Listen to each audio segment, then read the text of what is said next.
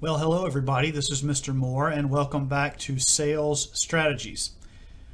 Very excited again about our next session. This is session 4, where we'll be talking about customer relationships and customer relationship building, another very important part of being successful as a professional salesperson. So let's get started. What do we want to talk about today? Well, the first thing we want to talk about is just the topic of customer relationships in general. I want to help you understand the whole idea of customer relationships and why you should try to build them. And then we want to talk about some relationship building activities. What can we do with our customers to help us increase and improve our relationship, personal relationship? And then I want to talk about some limitations, some things we ought to think about and make sure that we don't do, that we don't take relationship building too far. So let's get started then. Let's talk a little bit about customer relationships. Customer relationships. One of the things that you've got to do as a professional salesperson is you've got to begin to think about your business relationships as long-term. That you're not in this for this sale or even the next 2 sales or 3 sales. You're in this for as long as you can go. And with that in mind, you really need to develop very good personal relationships with your customers. You need to see them, you need to have a good relationship with them, not just professionally, but also try to have one a little bit personally. This has become very valuable to both of you. So you want to make doing things outside of work a part of your process. We'll talk about those kinds of things, but usually it's just part of business-to-business marketing, where salespeople do things with their key customers. It's not anything outside of the ordinary. It's not anything that's considered unethical. It's a common part of the business that everybody engages in. And we'll talk about some activities and some limitations too. But you want to make that a part of your process. And if you're not, you won't be doing as well as you'd like to. It allows your customers to see you as a person, as an individual, and not just as somebody you work with. And so there's this connection that forms between you. It has to be real, it has to be genuine, it has to be legitimate, but it does form, and you want it. And the reason that it's important for you is the better the customer gets to know you, the more they will trust you, and the more they will share with you about their business and about their needs and so on. On the reverse, it's valuable for the customer to have these kinds of relationships because customers often get into binds. Customers need their vendors, their suppliers, their salespeople to come pull them out sometimes, to rescue them from some of their mistakes or to help them out in a bind. And if you don't know somebody, you don't know them that well, you're just business, you may or may not go out of your way for them. So it's very important for customers to have good, tight relationships with their salespeople and their vendors as well. So it's not just a one-way street. And as I said, this is very common in the industry, and most businesses of every type that have salespeople have some kind of what we call an expense budget for the sales staff. This is the amount of money that's set aside every month or whatever for the salesperson to use to build relationships with customers. So that's how common this is. It's a legitimate business objective that does not have to include anything inappropriate or unethical. And we'll talk about, again, the ethics in a moment.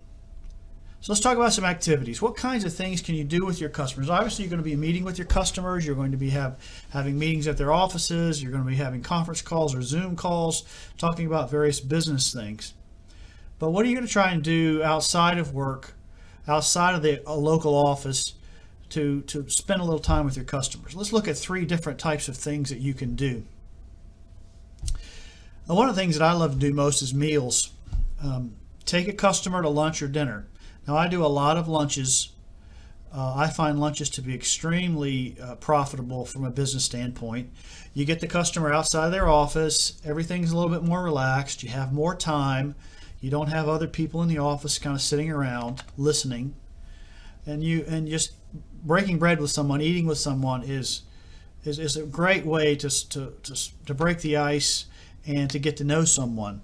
And usually when you have a lunch meeting, you're going to talk mostly personal stuff, and then you'll talk business stuff as well. You kind of parlay the two, you use the two. But some people do dinners too. But the problem with dinners is it just depends on the customer and depends on you. A lot of people have families and they don't necessarily want to do anything after work. So I don't really want to do anything after work, so I usually do lunches. But meals are a great way to spend time with customers and something that's very common. Another thing is what we might call activities, doing things with a customer that whether you're participating together, you're actually carrying out something. So, for example, fishing, golf, bowling, go-karts, anything like that that you can think of, top golf or playing around a golf somewhere or that kind of thing. That would be an activity where you and the customer are doing something.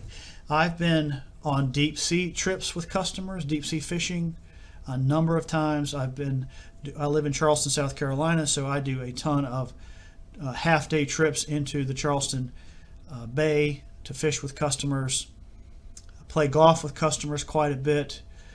You really want to just focus on what your customer likes when it comes to activities.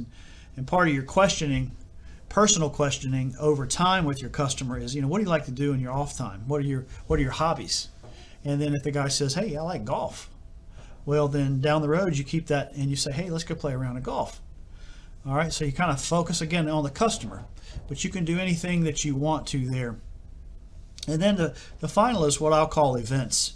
Events would be things like baseball games, football games, NASCAR races, hockey, And over the years, I've done all of the things. I've taken customers to NASCAR events. I've taken them to NFL games.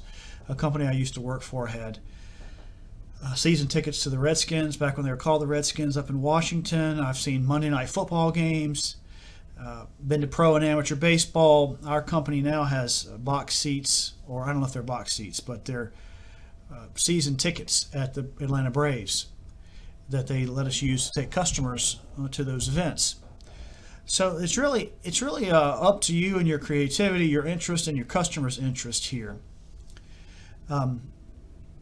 Any of these things will work, and they work great. Let's talk about some limitations. What do you want to be careful of?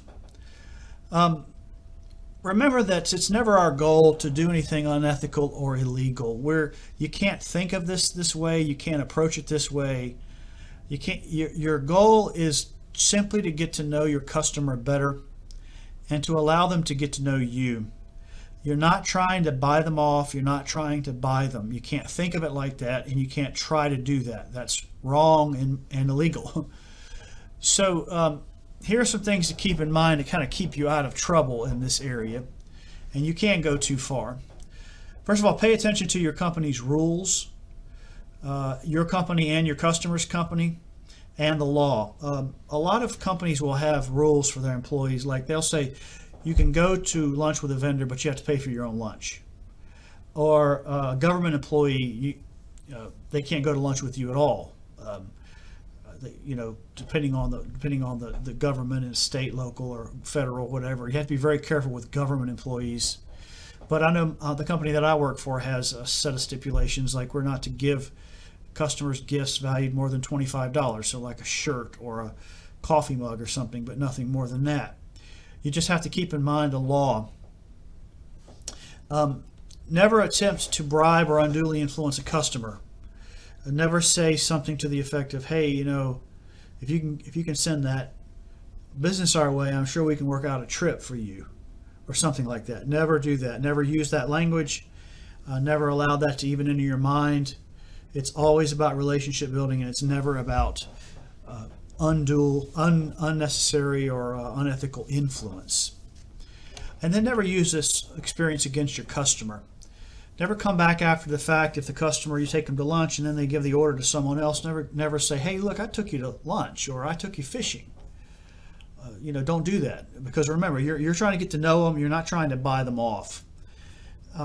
Keep these things in mind. One more I want to mention that I didn't put in the notes here is do not feel obligated to do anything immoral. In the sales business, there's a lot of alcohol, and just to be frank, there's a lot of strip clubs, gambling, stuff like that. I've never done any of that. I never even considered it. I don't take customers out to get drunk. I don't take customers to strip clubs. I don't go gambling with customers. and I've been very successful. You do not have to do things like that. I would encourage you not to do things like that. Maintain your integrity, maintain your values. Don't ever do that for a sale. I've had situations where I knew that certain customers wanted certain things, and that my competitors were doing those things in terms of what I considered immoral acts, and I simply wouldn't do it. And I didn't get the business. I didn't care. It's not that important to get the business. Maintain your own integrity, maintain your own value system, and don't feel like you have to do anything that immoral to get an order. It's not worth it. If that's what you've got to do, let it go. All right? You can be successful without it.